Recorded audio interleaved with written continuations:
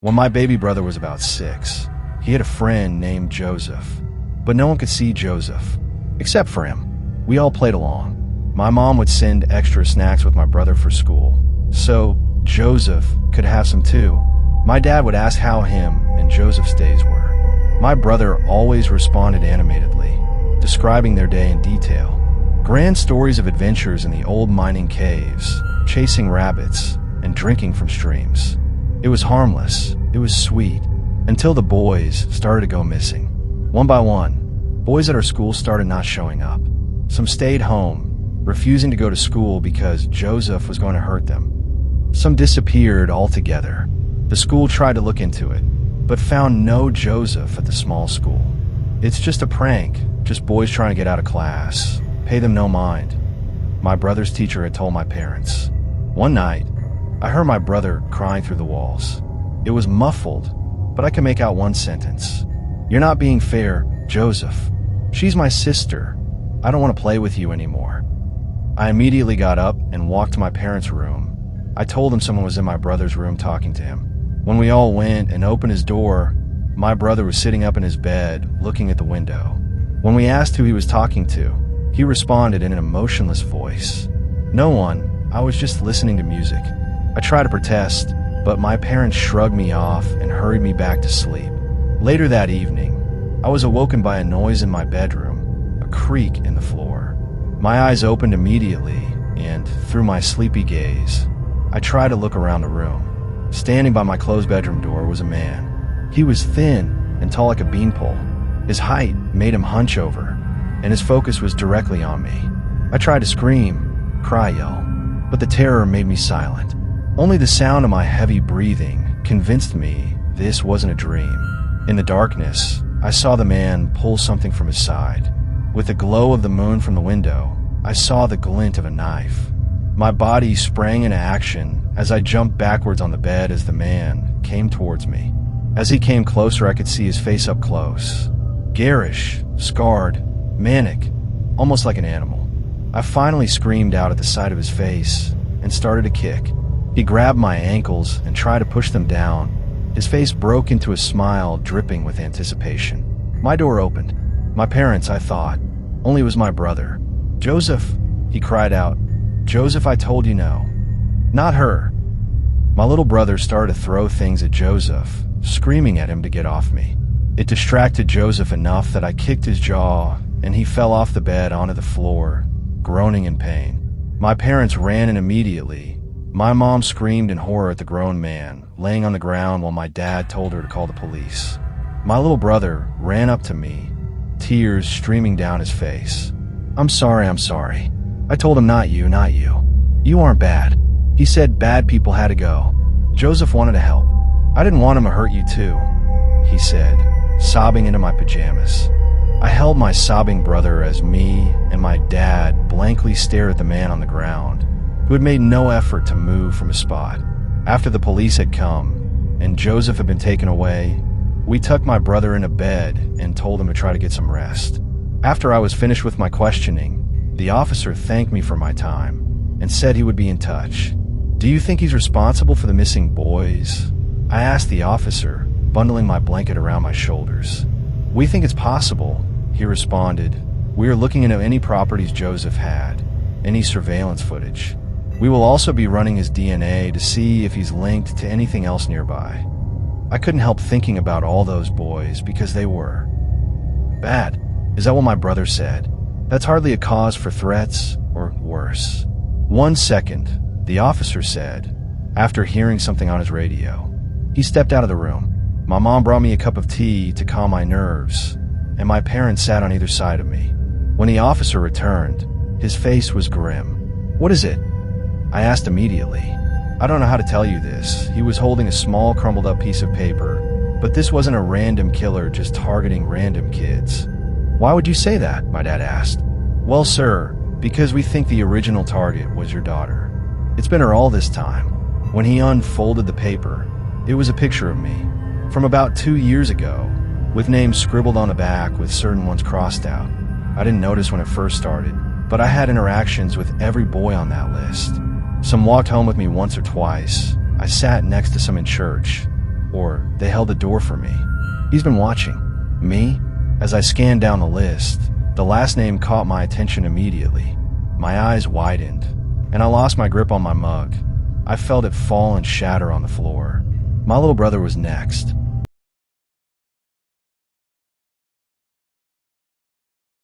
In a forgotten corner of old Prague, tucked between crumbling cathedrals and ivy-covered alleys, stood a withered building with a winding staircase that always dripped moisture, even in summer. At the top, where no sunlight ever seemed to reach, was a lonely studio. That's where Ariv Malhotra lived. To the world, Ariv was an artist, but peace had never touched his canvases. Every face he painted, it carried something unnatural. A chill, a silent scream. Faces so disturbingly lifelike, so horrifying, they felt alive. And then came the real horror. A few days after he painted them, those same faces would appear on real corpses. Identical. He painted his neighbor, Clara, a kind woman who brought him tea. He painted her with her eyes shut, throat slit, mouth open mid-scream. 3 days later, her body was found in an abandoned metro tunnel, exactly like the painting. The city called it coincidence, but Ariv didn't. That night, he opened an old diary, the only thing he had from his mother. In it, a single name kept recurring. Virupaksha.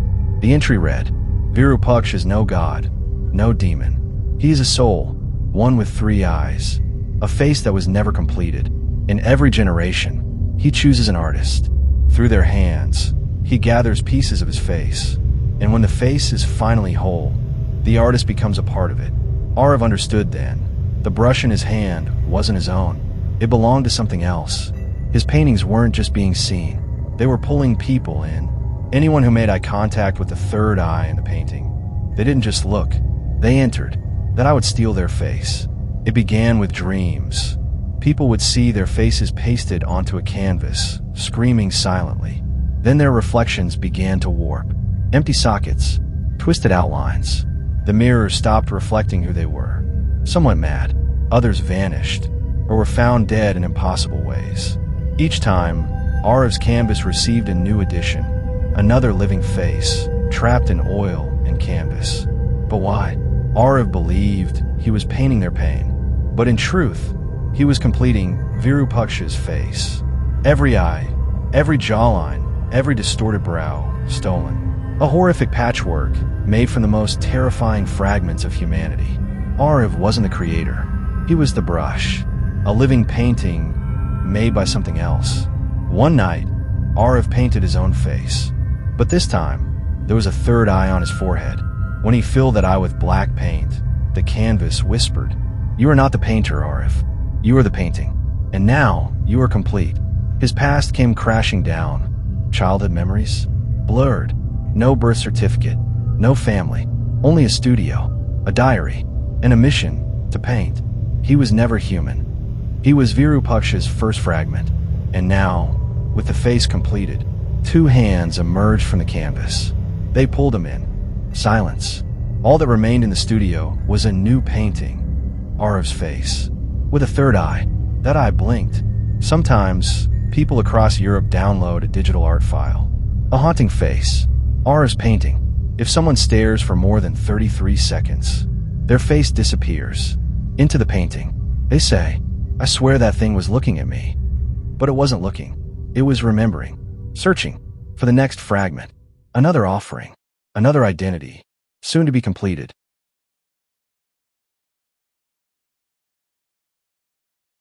We heard a baby crying in our Airbnb. Turns out it wasn't a ghost.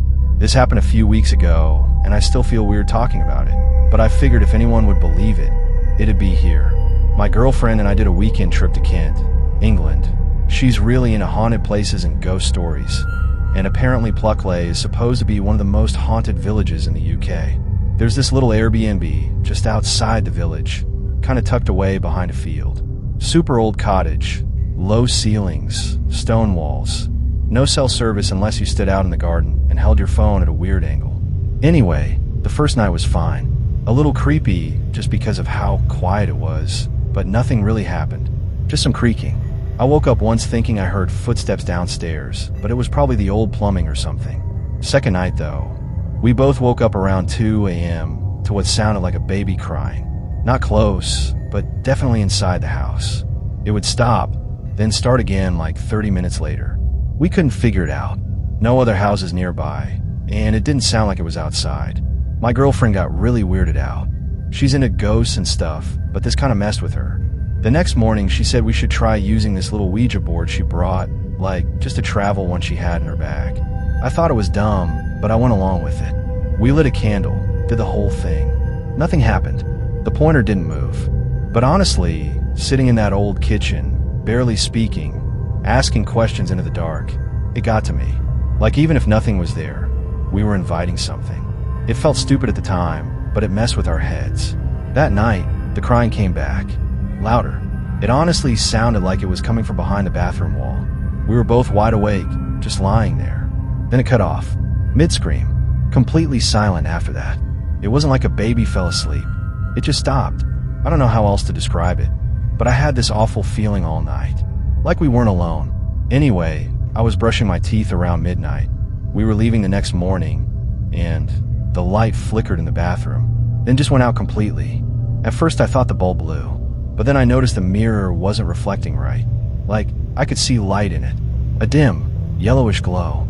I leaned in closer, and I swear to God, I saw a woman on the other side, just standing there. Long, messed up hair, pale face, staring back at me like she was the reflection. Behind her, there was this tiny room with a crib in it. Empty crib, peeling wallpaper, bare light bulb swinging a little. She raised her hand and touched the glass. I didn't even move, just froze. Then the bathroom light came back on, and she was gone. Just my reflection again. I didn't even wake my girlfriend. I just grabbed our stuff and said we were leaving. We drove for like 3 hours before stopping. Didn't sleep until the next night. We actually called the police once we got home, mostly because we left stuff behind and didn't want to go back. They took it seriously. Turns out there was a hidden crawl space behind the bathroom mirror, like a small, sealed-off area from when the cottage was renovated.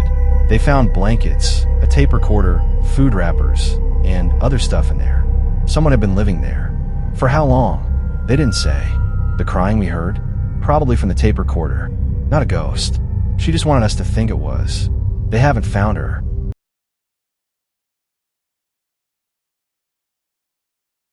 I'm a detective. I was called to a domestic dispute between a husband and a wife. Their son told me they eat people. The report sat on my desk. Domestic disturbance. 14, Seabird Lane, Cormorant's Perch Island. Names, Elias and Alara Vance. A domestic on the perch? I muttered. That's a new one. Sergeant O'Malley didn't look up from his crossword. Neighbors said the yelling was loud enough to scare gulls off his roof. No one's answering the line. You're up, Harper. Me? Maybe send someone they know. Gibbs. Gibbs is tied up. You want to work in this jurisdiction, you better learn the Islanders. It's just a quarrel. Don't bring the gun. They hate that. He wasn't wrong. The Islanders lived by their own rhythms. One-room schools. Barter economy. Outsiders only crossed over when they had to. The ferry ride was 20 minutes. The mainland dissolved behind me into mist. The island rose out of it like a forgotten tooth of rock and pine. The air changed, thicker with salt, quieter. No hum of engines. Just gulls and wind. A few fishermen paused to watch me disembark. No greetings. I checked the map. Seabird Lane curled along the far end of the village. When I reached number 14, the garden was a mess. Uprooted flowers, smashed clay pot. Through the open window came the unmistakable rhythm of a fight. Low male growl, sharp female reply. I knocked. Silence fell. The door opened. Elias Vance was a mountain. Thick-bearded, hands like blunt instruments. His nails were stained with something dark. Behind him stood Alara, arms crossed, face tight. A broken plate lay on the floor. Detective Harper, I said. Mainland Precinct. We got complaint. Elias stepped aside. The house smelled of salt, herbs, and something else. Age and sorrow. A boy sat on the stairs, motionless, watching. No need for mainland business, Alara said coldly. We had a private argument. Old man Hemlock should mind his own business. Breaking things and yelling loud enough for neighbors to hear isn't private, I said. Is anyone hurt? He gets these fits, she said. He thinks I'm careless. With what? I asked. Our traditions, Elias said. She forgets what matters. The traditions haven't kept our pantry full, she snapped. I raised both hands. All right. Look, I'm not here to pry into island life. I just want to make sure this doesn't get dangerous. Elias, did you hurt your wife? Never, he said, almost insulted. Elara. No, just loud. I noted it as a warning. Volatile, but not criminal. The tension hadn't left the room, just retreated. Elias bent to pick up the broken plate. Elara went to start tea. The boy on the stairs hadn't moved. As I packed up to leave, Elara said, Elias, fetch driftwood for the fire. Dismissed, Elias left without a word.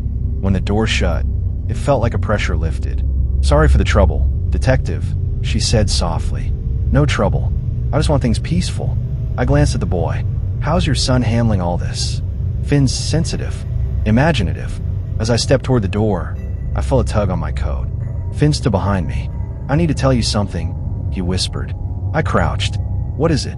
He leaned close. They're not fighting about what you think. It's about people from the mainland. My stomach tensed. What about them? He swallowed. My mom and dad, they eat them. The words hung in the air like fog. Cannibalism. No, it had to be a child's twisted way of interpreting something darker, but less surreal. I smiled gently.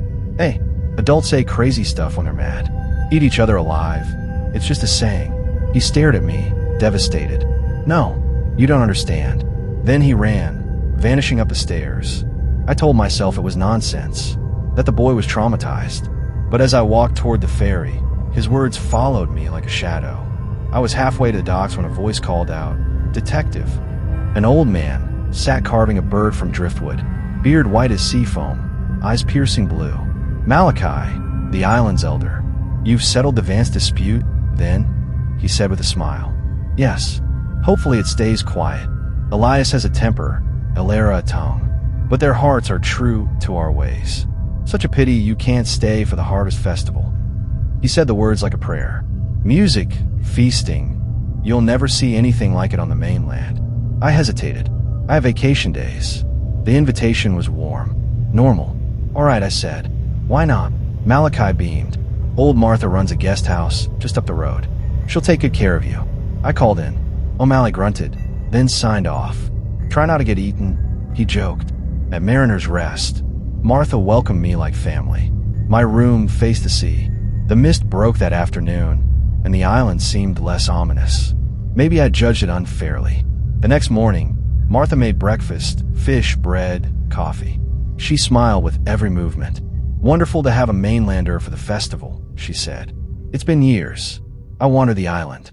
Pines whispered in the wind. Paths led to cliffs that dropped into writhing sea. I stood at one such place and felt both peace and unease. Back in the village, they were setting up for the festival. Ribbons, wood for a great pyre, trestle tables. Roasting meat filled the air. I met a man named Oren, mending nets. We talked about storms and sea monsters and ancient traditions. The sea gives, he said, but it demands. Later, I met Brenna weaving a tapestry. It showed islanders pulling nets from black water, the figures inside twisted, human-like. It's the first harvest, she explained. A gift from the deep. We honor it with a feast, always with a guest, someone adrift. The words unsettled me, but her serenity was disarming. That evening, Martha served stew.